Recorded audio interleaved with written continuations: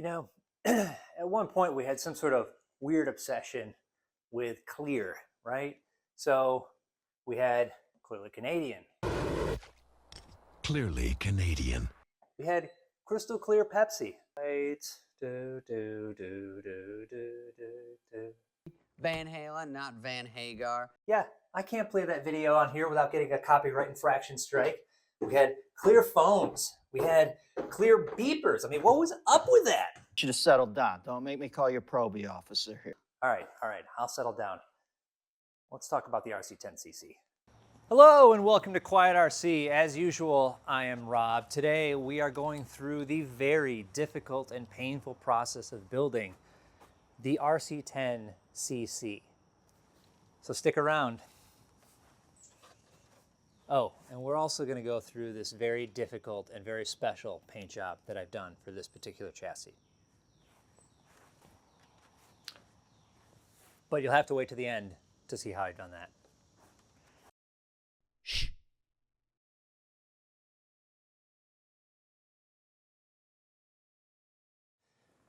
Well, it feels like it's been a while since I've done a proper build video. So here we are to do one with the team associated RC10CC, or Collector's Clear, or whatever it actually stands for.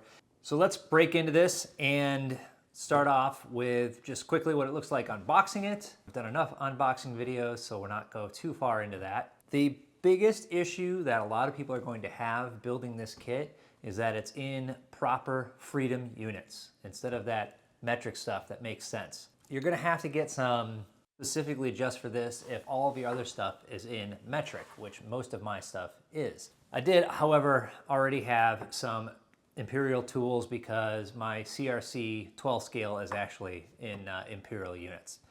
However, the nut driver that I had from my Dynamite nut driver set wasn't actually deep enough for the ball ends. It was literally 0.5 millimeter too shallow. So I had to go out to my workshop and get like a regular old school socket for the ball cups.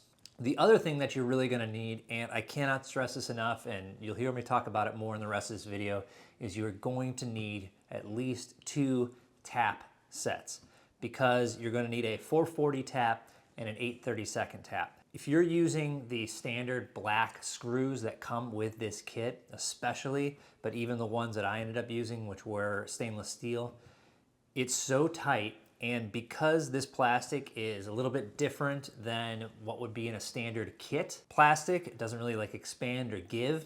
It's so tight that once you do about 2 of these screws without tapping something, you're going to be kind of crying for mercy. Real quick, as usual, please remember to like and subscribe. Channel's growing. I'm having a blast doing it. I'm getting such great feedback from you guys. I really appreciate it. But let's move on. I would also, like I do with many of my videos, recommend using a parts tray. The biggest reason for this is eclipse. A solar eclipse. Yes, it uses eclipse. Eclipse. Back in the day, I remember building my RC10 team truck. The eclipse, the little black eclipse, came on kind of this weird paper glued roll, and you just kind of got a length of them. So you didn't really get the exact amount, but you got kind of like a baker's dozen, so you had a few extra. I will tell you with this kit, they are giving you the exact amount of eclipse you need. So be warned. After you trim the parts off of the parts tree and set them down, maybe have a regular place that you're setting parts down, or try and remember where you set it down, because once you put down the clear parts, it's actually kind of hard to quickly see them. It's not like you have a big black part on a white surface or something like that. These kind of just keep disappearing on you. Let's get into the actual build itself. As I mentioned, you are going to need to tap every hole. So do that as you're going along. Just have that 440 tap next to you because that is going to be your most common one. Every now and then I would have to switch out the chuck and put in the 8/32 to do some of the larger screws, especially the ones that were coming up through the pan itself. As you're doing the steering and the front suspension, the manual doesn't actually explicitly explain which kingpin is used for each position, which length. So you're going to have to make sure that you're using the correct kingpin. It should fit just with very little play on either end, just room enough for those E-clips to get put in. The rear shock tower seemed to be one of the ones that was giving a lot of people a particularly hard time getting the screws in. I had momentarily forgot to tap this, and I will tell you, it is extremely tight. I really thought, I was like, well, I don't want to switch out the bit again in the tap and do this, but I immediately stopped, went back. I think Gav over at RC Kicks broke his and had to have Team Associated send him another one because the screw actually snapped it in there. I have heard of people using oil, dip the screw a little bit in the oil and put it on there. I don't know, didn't like the idea of just having kind of oil sitting in and against the plastic. I was afraid maybe I'd use the wrong kind and it would deteriorate the plastic, blah, blah, blah, blah, whatever. So I ended up doing the tap. It just takes a lot of extra time to do it. At a few points, I actually even had to pre-tap part of the aluminum plates to put them together here because those weren't properly tapped for the 8/32 or even the 440 screws. As you're going along, you might notice that I'm using stainless steel screws. I thought it would just be kind of an interesting touch to keep that silver color on the top of the chassis. I got just basically a set of 440 cap head screws. So anything that's not a cap head is just the regular black anodized. However, at the back here, on this part of the kind of motor cover here, I did put in originally the 440 tap head stainless steel screws. However, because all of the countersunk screws I have are black, I thought it would actually, and even the button head on the front here are black because I didn't buy anything that was other than the cap heads. I actually switched these back to the kit supplied black cap head screws just to keep it uniform throughout the whole chassis. Just a little kind of design touch. As you get into putting together the actual 6-gear transmission, one of the things you're going to do is you're going to be putting together these gears that are held together by very small black button head screws, and they use a, let me check here, the 0.035. Now, I don't have a 0.035 hex driver, but the kit does supply you with a very small Allen key. So I was able to use that to put together these two particular gears by kind of press fitting the screw in there first and then using the Allen key to tighten it down. Now, of course, the very last screw on pretty much the very last turn I was gonna have to do, I stripped out the key itself, not the screw thankfully, but the key, and had a hard time. Couldn't even get the other side of the key to work, but the Allen key to work, but finally got it to work, got that last one tightened down. However, I am gonna go and make sure that when I go to build my 40th edition, I'm gonna have a proper 0.035 hex driver on hand. You'll also see that I'm tapping the bottom of the gear case. This was another one that I heard that was particularly difficult for people to get the screws into, so again, just making sure that you're tapping pretty much every single hole. Then we went on and tapped the top of the gear case, and once this is all done, it's an incredibly rigid design because it's attached at the bottom of the gear case, and then it's all the way up over the top. Then it's this aluminum motor mount that's screwed to the gear case. Then you have this brace on the top that's mounted to the actual shock tower. So it creates this perfect kind of closed unit that makes it very strong here and back. Ingenious design.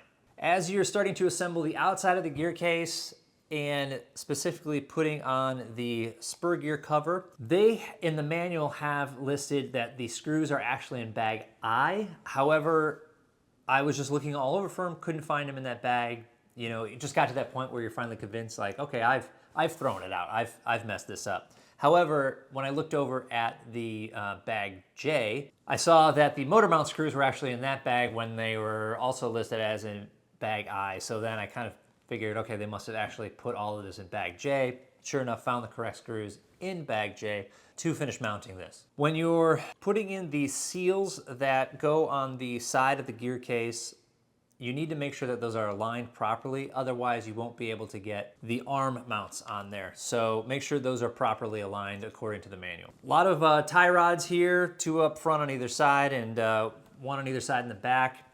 Again, even though it's not quite the clear plastic, it's still very difficult to get those screwed in there. I had to use the trick where you put the tie rod itself in the chuck of the drill, and I think I had to hold on to the actual ball cup with some channel locks to actually get it screwed on there.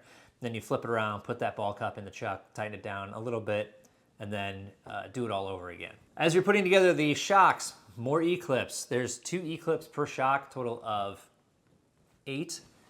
And I think I dropped a couple during this assembly, especially when you're putting that last E-clip on the top of the piston. And I managed to find every single one, but again, going through that bag, you were given the exact number of E-clips that you're going to be using. There are those of you out there who have built a RC10 or RC10T or something close to that. You may remember the little shock tool that you get in the kit. They were still using those when I was putting together my RC10T back in the day, and it really brought back memories to hear that really satisfying snap when you stacked all that stuff together and put it into the bottom of the shock. Also, a bit of nostalgia is forgetting to do things in the proper order. When I built the shocks, I forgot to put in the actual rubber O-ring.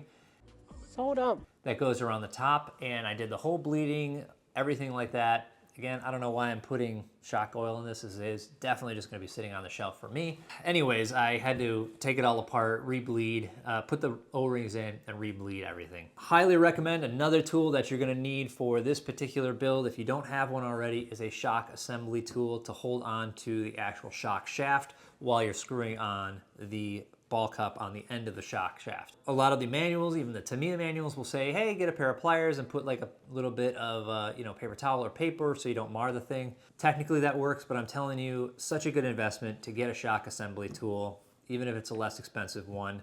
I believe the one that I have is from ProTech. It's been working great for me. As I mentioned, tapping every hole before you actually use it. Unfortunately, when I went to go put in the bottom of the rear shocks, I had not tapped the actual mounting location for the arms prior to actually putting the arms onto the chassis. So I had to disassemble that part so I could get my tap in there, because it is a very long screw that goes in there for obvious reasons. As mentioned, I did have to tap this hole on the plate here because I couldn't get the 440 button head screw into these nose tubes here. So I had to tap that. And they tell you to chamfer the top of the steering linkage here so it makes it a little easier to get that wire in there. Now, I had chamfered the outermost hole of this steering assembly, but it's actually the inner hole. If you do the outer, this particular link will not clear its own the servo, so you do have to do the inner one. Now it's close, but it clears and it doesn't actually rub. Just using a leftover 1060 Hobby Wing. I think this is technically a Tamiya version because it's all black. Probably came out of a Tamiya kit. And while I'm at it, let me talk just a little bit about the electronics I'm using. So there are people that have built these that have done some really cool stuff with some of the either vintage electronics that they're putting in, or they're even going so far as to finding clear servo cases to kind of keep in theme. For me, the theme is clear, silver, black. And so for me, I just am able to use a ESC that's all black. I actually went and changed the wires because the wires were like how Tamiya does, like blue and yellow or green and yellow. Same with the motor. And I'm just using a Tamiya silver can motor. Again, because this is sitting on the shelf, I just want it to be able to work, but I don't want anything to kind of take away from the chassis itself.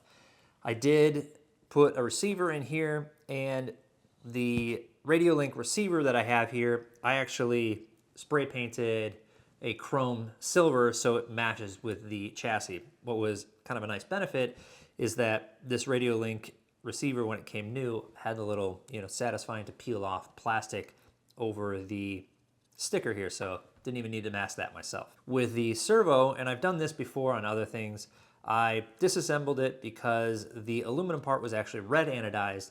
I just let that sit in a bath of purple power cleaner, or degreaser cleaner, overnight, stripped off all of the red anodized, and now it's just bare aluminum. So fits with the whole theme of the chassis very nicely. When I mounted the antenna mount, it would not tighten up, and I tightened it, and I finally just stripped it out, and it was loose in there.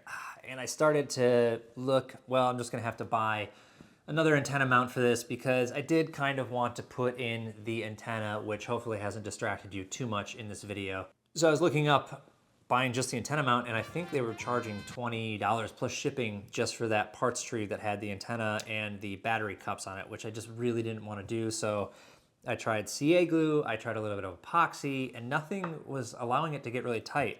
I finally figured out that the screw wasn't just stripped, but it actually wasn't going far enough in there. In the molding process, they had not actually made this a clear all the way through hole in that antenna mount. So I got the drill bit from the tap set that I had purchased for the 440s, drilled it all the way through, retapped it, tightened it down. Now we're all good. Doesn't even matter that I stripped out some of those, the lower threads. So all that is perfectly fine. Assembling the wheels and tires is a chore because there's 4 of them. Each of them have 3 screws. All of those need to be tapped ahead of time. So very difficult. In the kit, it tells you that these knockoffs are for display only. I will tell you they are extremely difficult to get on. It makes it even harder if you don't tap them. But even when you try and tap them, because they're so shallow, you can't get the tap in very far to really give you enough thread. So you're pretty much doing these, and I ended up using some pliers very carefully, just thinking like if I broke them, it's fine, but ended up not breaking them. So I'm able to have the knockoffs. It looks good. A quick aside, I didn't do bearings for this because it's gonna be sitting on the shelf. Maybe I should have, I don't know, because you do see the brass of the bearings in those front wheels. Believe it or not, I did try to line up the spokes with the logos here so it's consistent all the way around. So let's start to get into the body, which you haven't seen yet because I did kind of a difficult paint job that I'd never done, a type of paint job that I'd never done before. So I wanted to hold off on showing that until the end here. But let's talk about trimming the body. I use the score and snap method. I've mentioned this in the body painting tutorial video that I've done. Did that all the way around, started to test fit it, and found that one side was not clearing this spur gear cover. And I even had to trim a little bit more to clear the tie rods. So I'm not sure if I did something wrong or if other people have had this issue where they were having clearance issues with the body and the parts as assembled. I am not doing the lights on it. However, if you are going to do the lights, funny enough, you actually need a 2mm hex driver to assemble those. Those are in millimeter. I don't know if the original ones were. Hard to believe that they would be. And finally, the wing. The wing mount was also very difficult, again, because when I was trying to pre-tap those holes for the 440 grub screws that are going in there, I couldn't get my tap far enough in to actually tap some threads into those wing buttons. What happened is it ended up stripping out my 0.05 hex driver, and literally on the very last screw that was going to be assembling the kit.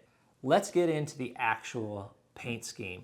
When I first saw this pop up, you know, they were going to be releasing this crystal clear kit, I was like, oh, I should do, you know, the original orange livery, but in Tamiya's translucent orange. It'll keep with the theme.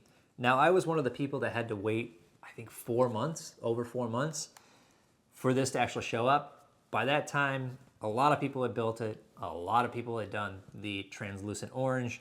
I said, all right, well, I just kind of want to do something different. Being out on the forums, I came across this particular livery, and it's a red color that's a deeper red than just a metallic or regular red from Tamiya. I even asked several people who posted pictures, oh, here's my car, you know, this is the body that's on it, my original A stamp, whatever. And I said, oh, you know, what color is that red? Oh, somebody else painted it for me. So I couldn't find the actual red, and it's a red that is used on the RC10T team truck box art. Asked a couple people who had some of that stuff. Other people had painted it for me. So I really couldn't track down the actual color. But I liked this kind of asymmetrical design. There's a lot of cars that I have that have kind of asymmetrical liveries on them when I come up with them. So I kind of I was drawn to that. All those colors, red, yellow, orange, all available in translucent from Tamiya. And I thought maybe if I backed that translucent red with Tamiya's smoke, which is obviously translucent, that is used for window tint, I could come up with that kind of dark red. Problem is masking it. Usually you can mask, you take off a bit of the mask, paint the color, and then take off another bit, paint the color. You just kind of paint over the colors because you're layering through that clear Lexan. But if I'm going to do translucent all the way through, I'm gonna have to go back and remask everything I paint. So here are the steps, and I'm gonna read them off because I've kind of already forgotten how I did them. I'm going to mask the whole thing, put a design down. Now in this clip here, you'll see that I'm using some Tamiya pinstriping tape. This is largely just to make sure that I have perfectly straight lines. However, the main thing that I'm going to be using is liquid mask. Once the design is on there, once I'm ready to go, I'm going to go in, I'm going to cut just the exact stripe that I want to paint for that particular step. I'm going to remove that mask. Then I'm going to paint that translucent color. I'm going to obviously do a couple coats of that, let it dry. And then I'm going to actually do a couple coats of Tamiya's PS Flat Clear, just as a little bit of a protection for it.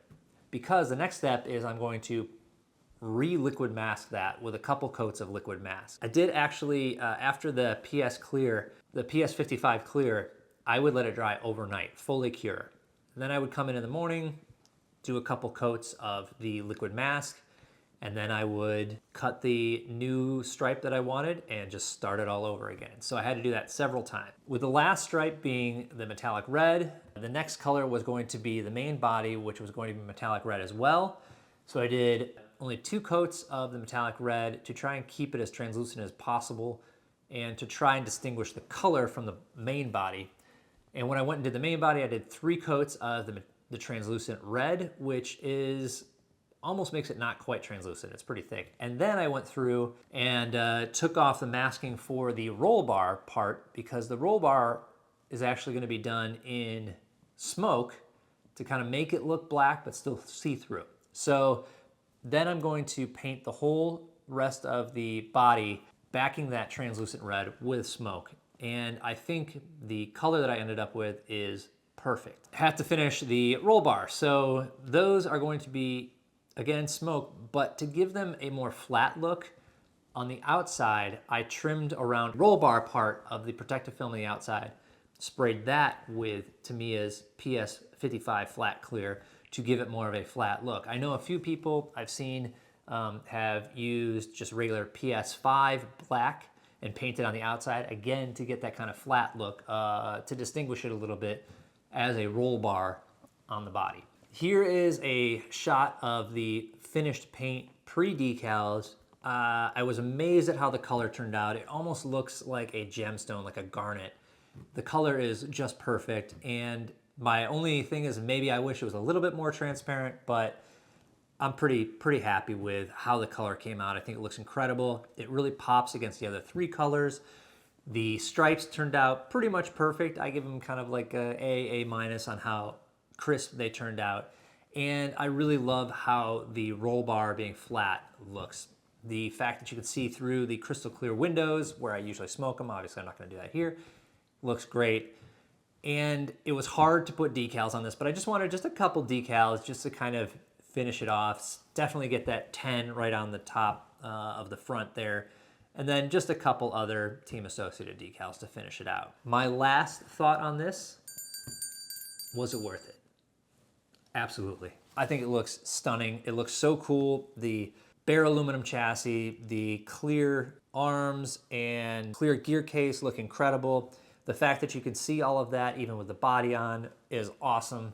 I love it. Now, that was actually my penultimate thought. My very last thought is, what a missed opportunity to not have a clear antenna tube. Like, come on. Anyways, that's all I've got for you today. Thank you.